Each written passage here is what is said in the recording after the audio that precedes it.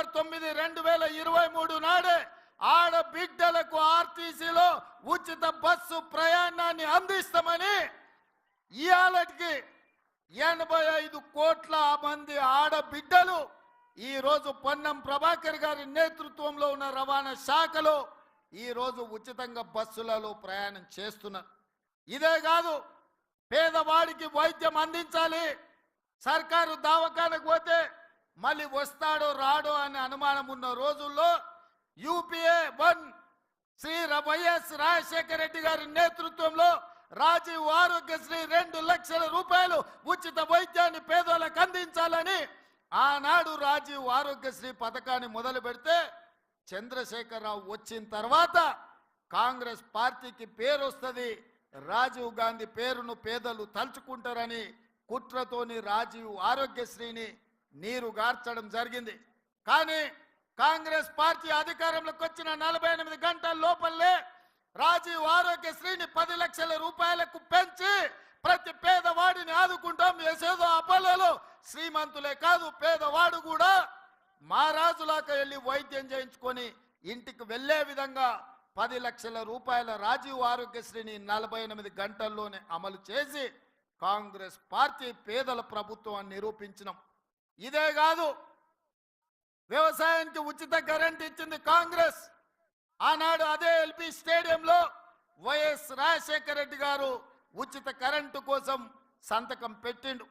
ఆ స్ఫూర్తితో వ్యవసాయానికే కాదు, పేదవాళ్ళ ఇళ్లలో కాంతులు వెలగాలి, వాళ్ళ కళ్ళల్లో ఆనందం ఉండాలి అని ప్రతి పేదవాడి ఇంటికి ఉచిత కరెంటునిచ్చి 200 యూనిట్లు ఈనాడు లక్షలాది కుటుంబాలకు వాళ్ళ ఇళ్లలో ఉచితంగా కరెంట్ ఇచ్చినాం. ఇదే కాదు, మా ఆడబిడ్డలు కట్టెల పొయ్యితోని కష్టపడుతుంటే కన్నీళ్లతో కట్టెల పొయ్యి పొగ ఊపిరితిత్తులకు పోయి క్యాన్సర్ వచ్చి చచ్చిపోతుంటే సోనియమ్మ ఆడబిడ్డల్ని ఆదుకోవడానికి ఆనాడు దీపం పథకం ద్వారా సిలిండర్ గ్యాస్ పొయ్యి పేదలకు అందించింది. 400 రూపాయలకే ఆనాడు సిలిండర్ ఇచ్చింది. కానీ నరేంద్ర మోడీ చంద్రశేఖరరావు అధికారంలోకి వచ్చిన తర్వాత 400 సిలిండర్ 1200 రూపాయలు అయ్యింది. పాదయాత్రలో నా దృష్టికి ఆడబిడ్డలు అక్క చెల్లెళ్ళు సిలిండర్ ధర పెరిగిపోయింది, ఈ బండ మొయ్యలేకపోతున్నాం, సిలిండర్ అటకెక్కింది, కట్టెలు పోయి మళ్ళా మాకు తప్పని పరిస్థితి అని చెప్తే ఆనాడు మాట ఇచ్చినాం. 500 రూపాయలకి ఆడబిడ్డలకి ఇంటికి సిలిండర్ తెచ్చిస్తామని చెప్పినాం. ఇవాళ ఇచ్చిన మాట ప్రకారం ఆడబిడ్డలకు 500 రూపాయలకే ఇవాళ మనం సిలిండర్ ఇచ్చి నిరూపించినాం. ఇదే కాదు మిత్రులారా, రైతులకు ఇచ్చిన మాట ప్రకారం పార్లమెంట్ ఎన్నికలలో సన్నాసి తాటి చెట్టు లెక్క పెరిగిండు కానీ దూలం లెక్క పెరిగిండు కానీ దూడకున్న బుద్ధి కూడా లేదని నేను ఆయన చెప్పినా, నువ్వు రైతు రుణమాఫీ చెయ్యి, నేను రాజీనామా చేస్తా అని సవాలు విసిరిండు.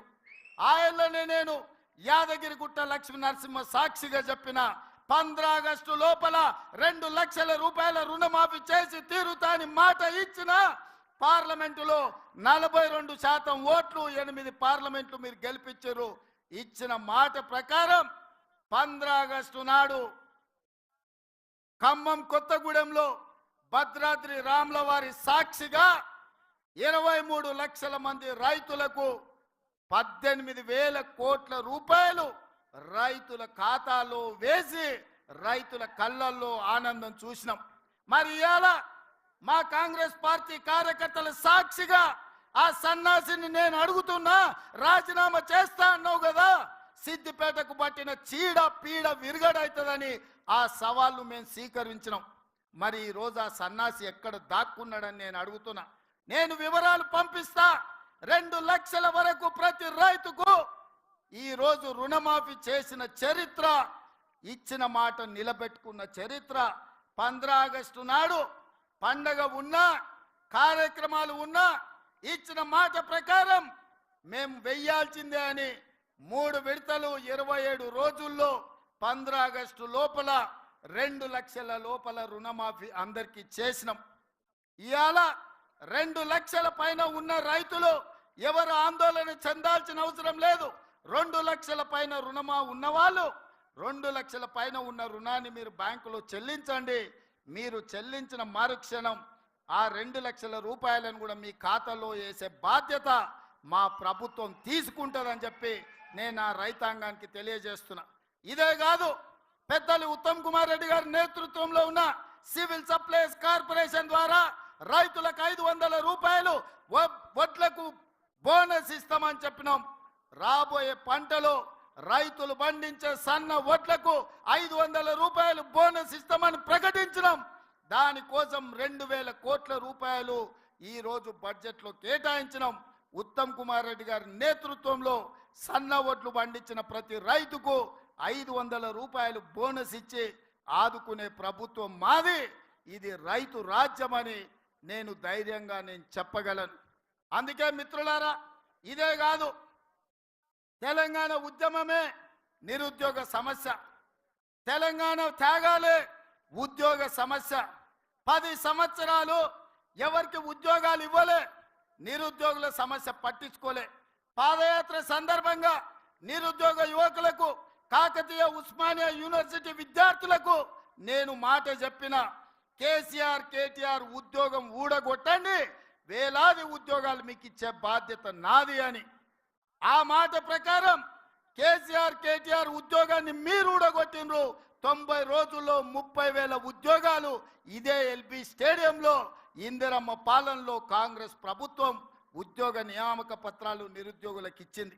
ఇదే కాదు, 30,000 నియామకాలనే కాదు, 35,000 ఉద్యోగ నోటిఫికేషన్లు ఇచ్చినాం.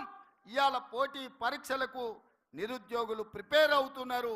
ఈ సంవత్సరం ఆఖరు లోపల ఇంకొక 35,000 ఉద్యోగాలు ఇచ్చే బాధ్యత మాది అని చెప్పి ఈ సందర్భంగా నిరుద్యోగ యువకులకు నేను మాట ఇస్తున్నా. ఇదే కాదు, మొదటి సంవత్సరంలో 65,000 ఉద్యోగాలు. ఈ దేశంలో ఏ రాష్ట్రం కూడా నిరుద్యోగులకు ఉద్యోగ అవకాశాలు ఇవ్వలేదు. అదొక్క తెలంగాణ రాష్ట్రంలోనే మనమే ఇచ్చినామని గర్వంగా నేను ఈ సందర్భంగా తెలియజేస్తున్నా. అందుకే మిత్రులారా, ఇవాళ మీరు ఆలోచన చేయండి. ప్రభుత్వం అద్భుతమైన కార్యక్రమాలు తీసుకొని ఈరోజు నిరుద్యోగ సమస్యను పరిష్కరించుకుంటూ టీచర్ల ట్రాన్స్ఫర్లు 10 సంవత్సరాలు, 10 కాదు 18 సంవత్సరాలు జరగలేదు. 35,000 మంది టీచర్లను బదిలీ చేసి 19,000 మంది టీచర్లకు ప్రమోషన్లు ఇచ్చి వాళ్ళ సమస్యలు పరిష్కరించిన చరిత్ర కాంగ్రెస్ పార్టీది. పాఠశాలల్లో విద్యుత్తు లేక కంప్యూటర్లు ఇచ్చినా బిల్లులు కట్టక వాళ్ళు కంప్యూటర్లు వాడలే. అందుకే పాఠశాలల్లో ఉచిత విద్యుత్తునిచ్చి చదువుకునే విద్యార్థులను ఆదుకునే ప్రయత్నం చేసినాం.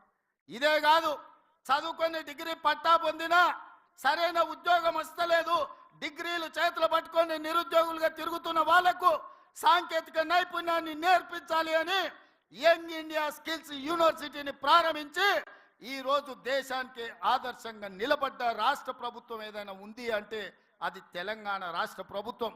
ఇదే కాదు, మన ఒలింపిక్స్లో మీరు చూసిండ్రు, భారతదేశం ఉత్త చేతులతోనే వచ్చింది. 140 కోట్ల జనాభా ఉండి 50% పైగా యువత ఉన్న భారతదేశం ఈరోజు ఒలింపిక్స్లో ఒక్క మెడల్ కూడా రాలేదు అంటే ఈ దేశానికి అవమానం కాదా? నరేంద్ర మోడీ గారు, మీరు ఆలోచన చేయండి. అందుకే సౌత్ కొరియాకి వెళ్ళి, సౌత్ కొరియాలో మొత్తం ఆ దేశమే మన తెలంగాణ రాష్ట్రం అంత ఉంటుంది. అట్లాంటి దేశం దాదాపుగా 36 మెడల్స్ కొట్టింది. ఒక్క సౌత్ కొరియన్ స్పోర్ట్స్ యూనివర్సిటీలో 16 మందికి మెడల్స్ వచ్చినాయి. ఒకే అమ్మాయి 3 గోల్డ్ మెడల్స్ కొట్టింది. నేను అక్కడికి వెళ్ళి వాళ్ళని చూసిన. అక్కడ వాళ్ళకు ప్రభుత్వం కానీ ప్రైవేట్ వాళ్ళు కానీ ఆ యువకులకు సరైన శిక్షణ ఇవ్వడం వల్ల వాళ్ళు ఒలింపిక్స్లో మెడల్ కొట్టినారు.